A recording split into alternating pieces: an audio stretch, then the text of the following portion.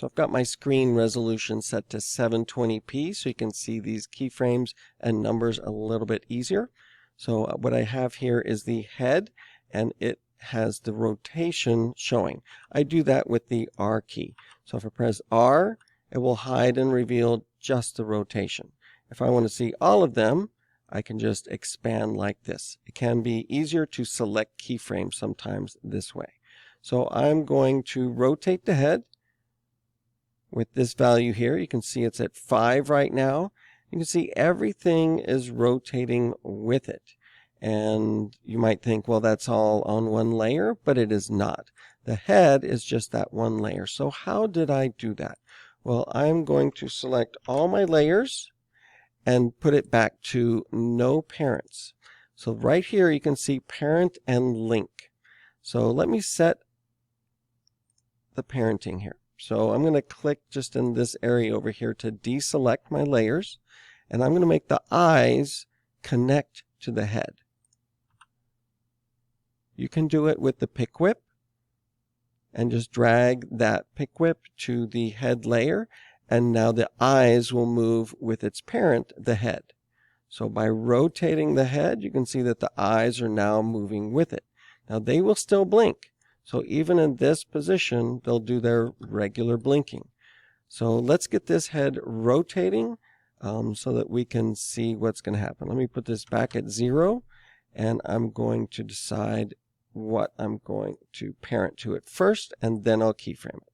So I'm going to make sure that the horn moves with the head, and those second ears are of course part of the head, and these ears. So I'm just control clicking on the layers that I know I want to move with the head.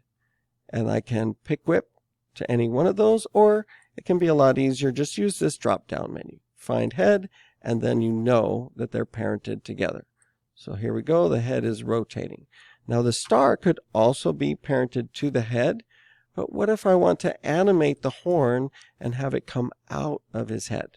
So I am going to parent the star to the horn instead. So the star is parented to the horn, and the horn is on the head. That means that everything will rotate, but I can do something like make the horn be hidden at first. Let's try that. So I am going to position the horn inside the head. Now with this arrow, I should be able to just grab it and move it.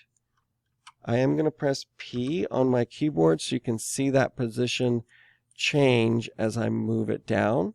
I could also just drag these numbers. That's sometimes just the easiest way to move it and set the position. So at the beginning, I want the horn to be hidden. I'm setting a keyframe, and maybe I don't want it to come out right away. So I would need this. But maybe I don't want the horn to come out right at the beginning. I might have a transition at first.